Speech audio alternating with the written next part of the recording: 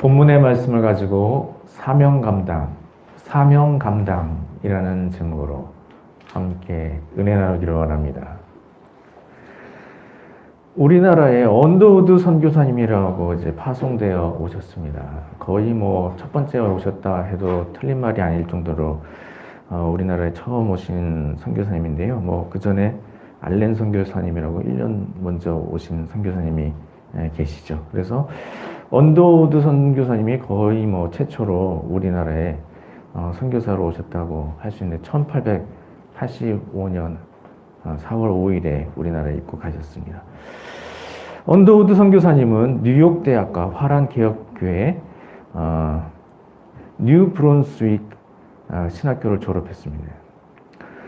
언더우드 선교사님은 신학생 시절부터 선교에 마음이 있었습니다. 그리고 인도로 가기로 결심을 했습니다. 그리고 1년간 의학 공부를 하기로 했습니다.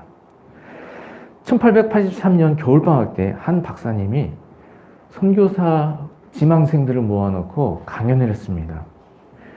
그 자리에 언더우드 선교사님도 참석을 했었는데요. 그때 하신 이야기가 이런 말씀입니다. 최근 문호를 개방한 한국에 1,300만 명이 복음을 받지 못하고 있다. 이렇게 이야기하는 것이었습니다. 그러면서 문은 열렸지만 교회 측의 무관심으로 1년여의 세월이 그냥 지나갔기 때문에 더 이상 기다릴 수 없어서 선교사 지망생을 찾게 되었다고 이렇게 말하는 것이었습니다. 언더우드 선교사님이 그 강연에 감동을 받았습니다. 그러나 언더우드 선교사님 이미 인도로 가기로 결심한 상태였기 때문에 한국에 가려고 결정을 하지 못하고 단지 다른 선교사님이 갈 수 있기를 기도를 했습니다. 그런데 신학교를 졸업한 다음에 언더우드 선교사님이 인도로 선교를 가지 못하게 되었습니다.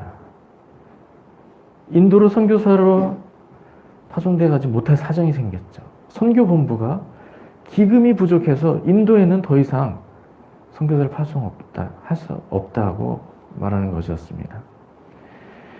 그때 마침 언더우드 선교사님이 미국의 한 교회에서 청빙을 받게 되었습니다.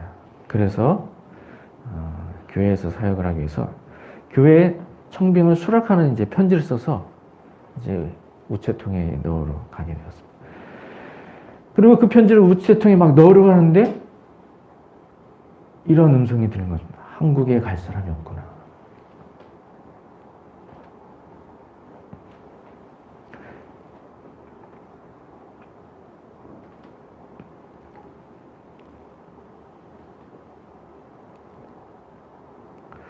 이런 음성이 들리고 언더우드 선교사님 편지를 다시 호주머니에 집어넣고 그 길로 뉴욕 선교본부를 찾아갔습니다.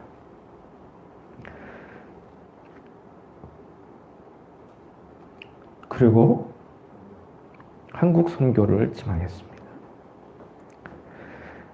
그리고 1884년 7월에 선교부 실행위원회가 만 25세 언더우드를 한국에 보낼 장로교 선교 목사로 임명했습니다.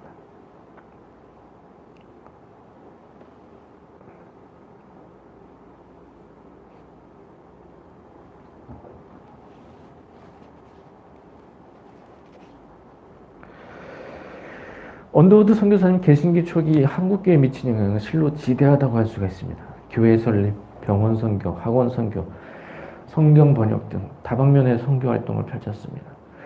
그리고 선교사님과 연합해서 사역을 하고 또 한국에 좋은 선교사님들이 많이 파송돼 올 수 있도록 또 물꼬를 여는 일도 했습니다. 그리고 우리 교회가 대한예수교 장로의 합동 교단에 속해 있는데요. 이러한 교단을 설립하는데도 언더우드 선교사님이 귀한 역할을 감당했습니다. 이러한 사역을 하신 언더우드 선교사님은 한국 선교를 성공적으로 이끄는 중추적인 역할을 감당했습니다. 언더우드 선교사님은 하나님께서 맡기신 사명에 순종했습니다. 한국 선교사로 가기를 기대하시는 하나님의 음성에 순종함으로 한국에 와서 종신토록 선교 사역을 감당했습니다. 그로 인해 한국 땅에 수많은 복음의 씨앗이 뿌려지고 그런 일이 있음으로 인해서 오늘의 한국교회가 있다고 할 수 있습니다. 언더우드 선교사님, 하나님께서 맡기신 사명에 순종함으로 하나님을 기쁘시게 해드렸습니다. 사명을 감당함으로 하나님을 기쁘시게 하는 것입니다. 하나님을 기쁘시게 하기 위해서는 하나님께서 맡기시는 사명을 감당해야 됩니다. 사랑하는 성도님들은 하나님께서 나에게 맡기시는 사명을 잘 감당으로 말미암아 하나님을 기쁘시게 해드리고 하나님께로부터 큰 은총을 덧입는 모든 성도님 되시기를 주님의 이름으로 축원드립니다.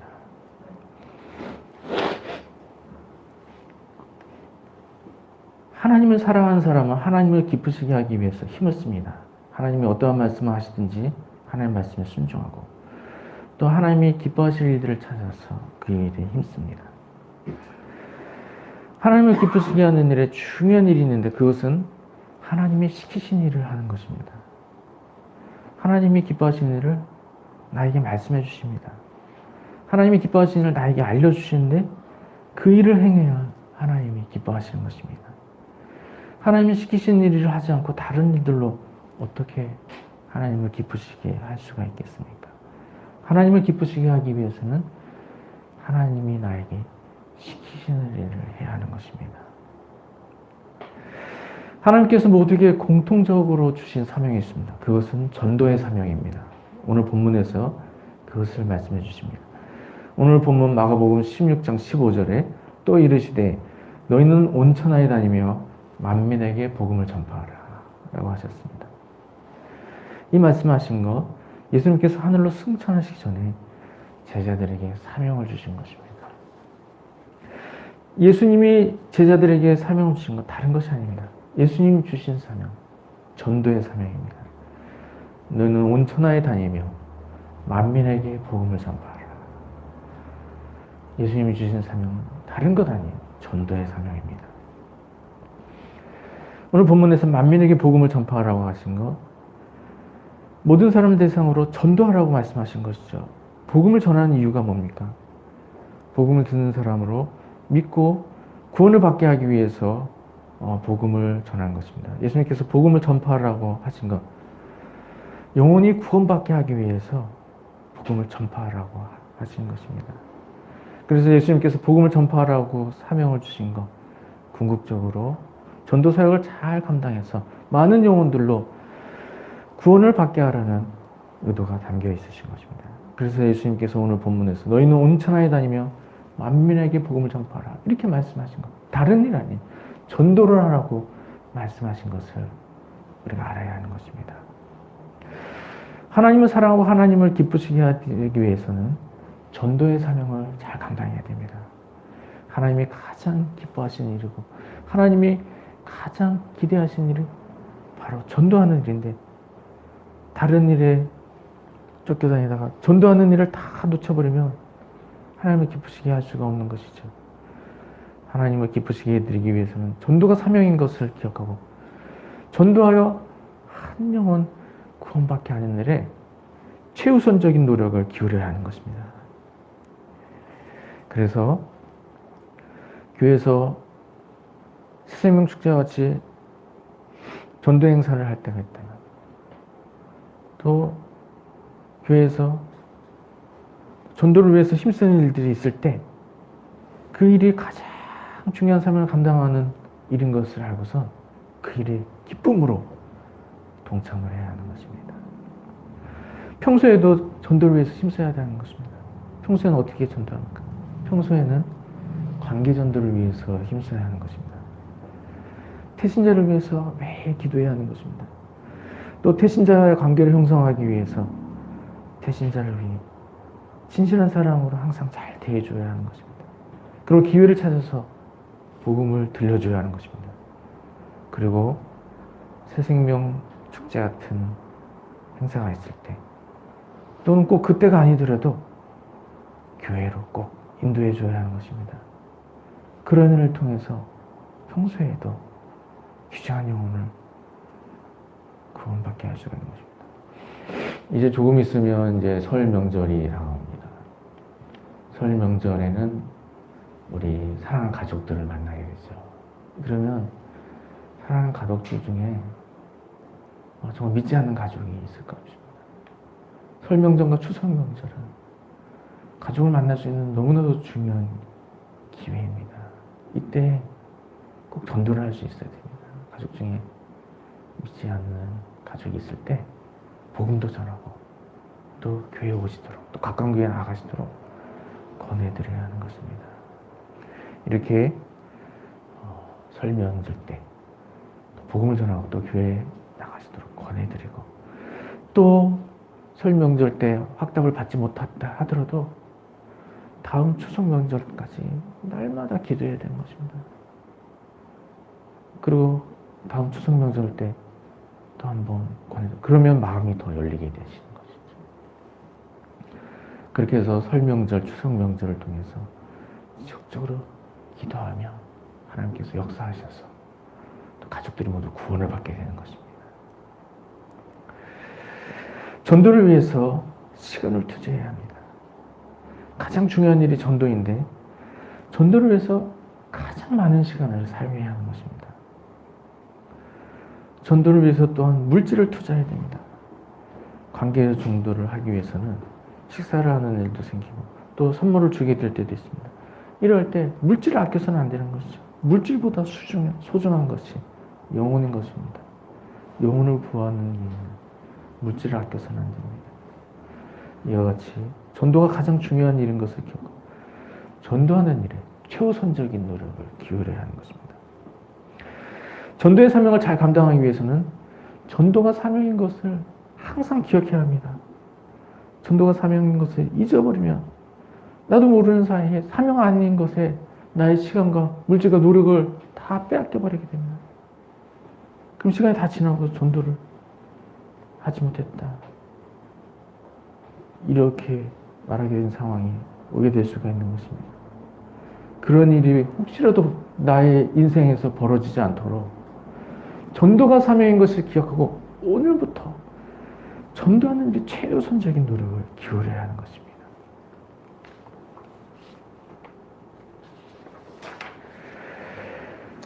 전도가 사명인 것을 기억할 때 또한 선교 사역도 잘 감당해야 하는 것을 기억해야 합니다.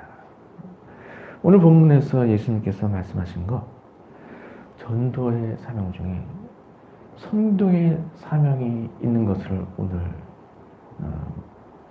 말씀을 통해 알게 하셨습니다. 오늘 본문 마가복음 16장 15절에 너희는 온 천하에 다니며 만민에게 복음을 전파하라 라고 말씀했습니다. 본문에서 복음을 전하는 대상에 대해서 말씀하셨습니다. 누구에게 복음을 전하라고 말씀하셨습니까? 만민에게 복음을 전파하라 라고 말씀하셨습니다. 너희는 온 천하에 다니며 만민에게 복음을 전파하라. 전 세계 모든 사람이 전도의 대상이라고 말씀하셨습니다. 그래서 예수님께서 말씀하신 전도의 사명, 엄밀히 말하면 선교의 사명인 것을 알 수가 있습니다. 그래서 우리가 물론 국내에서도 전도를 하지만 선교 사역을 잊어서는 안 되는 겁니다. 전도 사역만큼 선교 사역을 잘 감당해야 하는 것입니다. 그래서 우리가 선교 사역을 잊지 않고 지금부터 잘 감당해야 되는데요. 선교 사역을 어떻게 감당할 수가 있을까요? 선교 사역을 잘 감당하는 방법, 제일 중요한 것은 이 선교사님을 파송하는 것입니다. 우리 교회가 지금은 이제 개척 초기 단계이기 때문에 자력으로 선교사님을 이제 파송할 정도는 아닌데요. 이제 교회가 부흥하면은 이제 한 분씩 두 분씩 선교사님을 파송하게 될 것입니다. 이렇게 선교사님을 파송하게 되면 이제 선교사님이 교회의 후원을 받아서 이제 선교 현장에 나가시게 되는 것이죠. 그럼 그곳에서 교회를 세우고 그곳에서 복음을 전하시게 됩니다. 우리가 단기 선교를 이따금씩 가게 되는데요. 이 단기 선교 가면 좋은 일이 너무 많습니다. 일생에 한 번 정도는 단기 선교를 꼭 다녀오시기 바랍니다. 선교에 대한 안목이 열리게 됩니다. 그리고 그 선교 현장을 나가보면 정말 현지에 있는 영혼들이 얼마나 귀중한 영혼인가 하는 것을 느끼게 되는 것입니다. 국내에만 있을 때는 우리 외국인들, 타국에 있는 영혼들 잘 생각이 나지 않습니다. 그런데 선교 현장 가면 만나게 된 한 영혼, 이분들도 구원을 받아야 너무나 중요한 영혼인데 내가 선교 사역을 잘 감당해야 되겠다. 이런 선교에 대한 도전을 갖게 되는 것입니다. 그런데 우리가 단기 선교를 매해 나가기는 어렵죠. 실제적으로 비용도 많이 들고 또 기회가 모든 사람에게 항상 주어지는 것이 아닙니다. 그런 반면에 선교사님을 파송하게 되면 선교사님이 1년 365일 선교 현장에서 사역을 감당하시게 됩니다. 전문적으로 잘 준비가 되어서 선교 사역을 귀하게 감당하게 되신 것이죠. 그래서 우리 교회도 머지않아서 꼭 선교사님을 파송해야 하는 것입니다. 지금과 같은 부흥 속도로 우리 교회가 부흥하면 정말 내년은 너무 빠른 것 같고 하여튼 올해 들어서 작년 말과 올해 들어서 우리 교회가 폭발적으로 부흥하고 있는데요. 정말 배가 부흥 이런 얘기를 하지만 배가 부흥이 쉽지가 않은 일인데 우리 교회에서 막 이 3년차 되는 해에 그러한 부흥이 막 일어나고 있는 것 같습니다. 이런 식으로 계속 부흥하면 제일 좋겠지만요.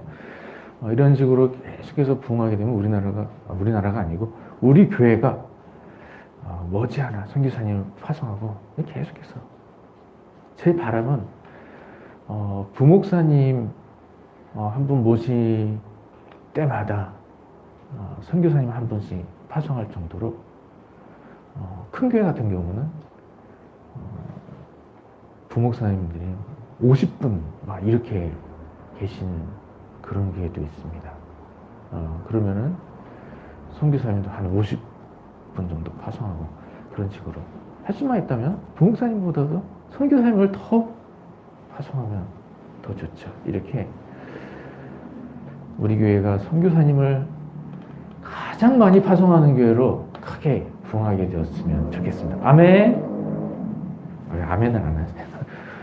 여러분을 보내려고 하는 게 아니니까 두려워하지 마시고, 우리 교회가 선교사님을 가장 많이 파송하는 교회가 되었으면 좋겠습니다. 한 1000명 정도 파송하는 세계에서 제일 많이 파송한 교회가 되지 않을까. 우리 국내에서는 제가 알기로는 100명 넘게 파송한 교회는 제가 못 본 것 같습니다. 있을지도 몰라요.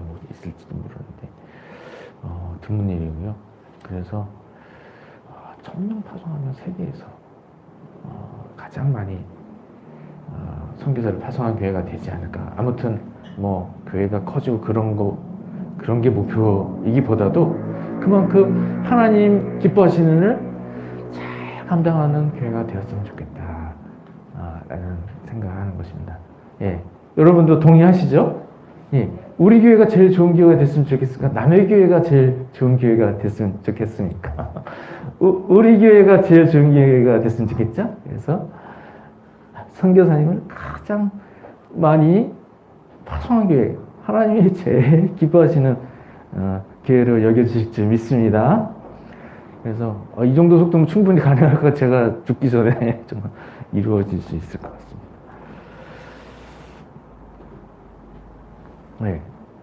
우리 김문진 우리 성도님 가정하고 우리 또 허지훈 우리 학생 이렇게 또 교회에 나오기도 또 우리 교회 초창기부터 귀하게 섬겨주시는 우리 최현숙 집사님 가정 얼마나 귀한지 오늘 위해서 정말 최현숙 집사님이 정말 교회를 사랑하는 마음으로 교회 섬겨주시고 그 외에도 이름을 다 거론할 수 없지만 정말 희생정신으로 섬겨주신 분들이 많이 계십니다. 그런 분들 너무 감사하고요.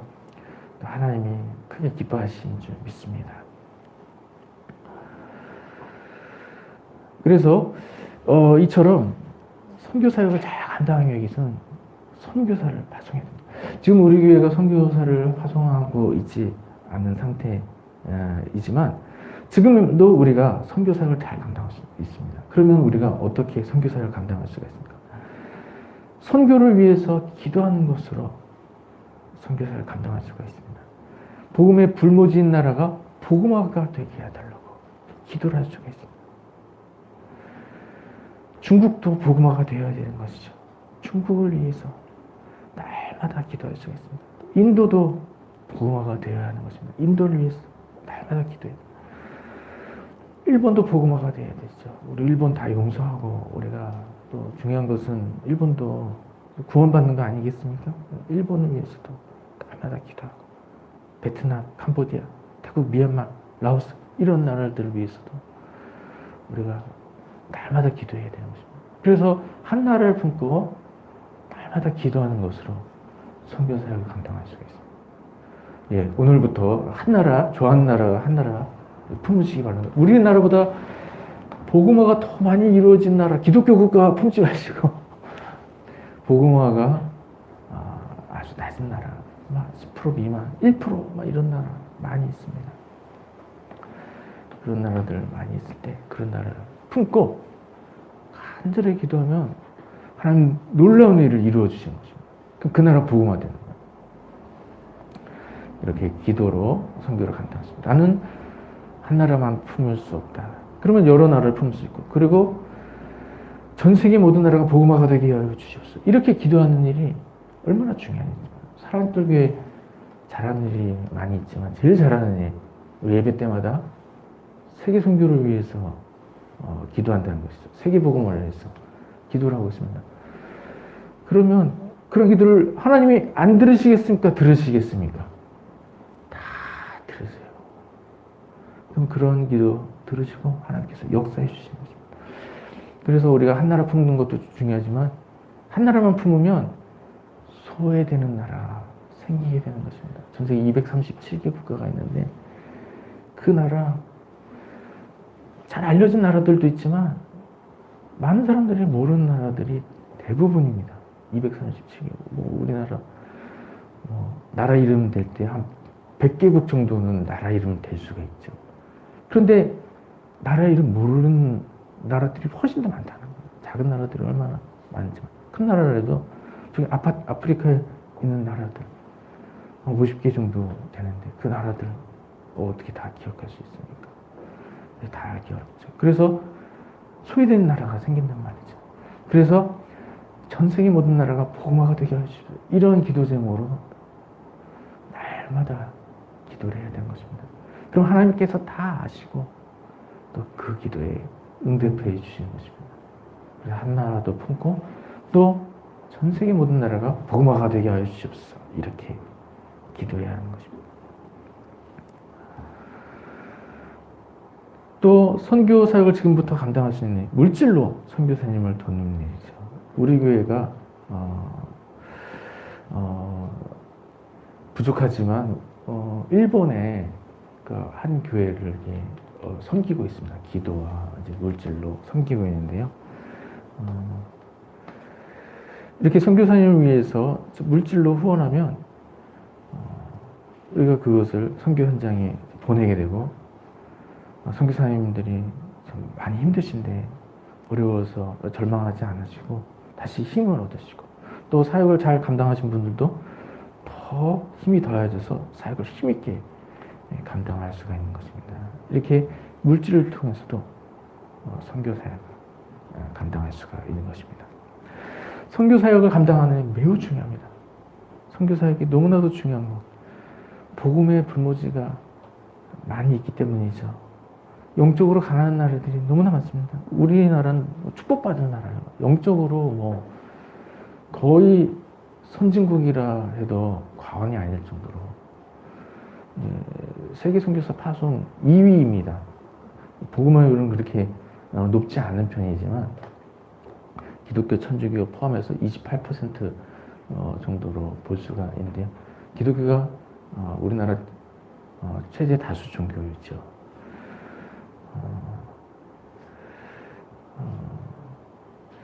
그런데 기독교 국가 같은 경우는 뭐 80%, 90%, 100%막 이런 기독교 국가들이 또한 많이 있다는 것입니다. 뭐 그런 나라들에 비해서는 28%, 30% 정도 되는 그렇게 많은 비중은 아니지만 그래도 한국 교회가 얼마나 귀한지 몰라.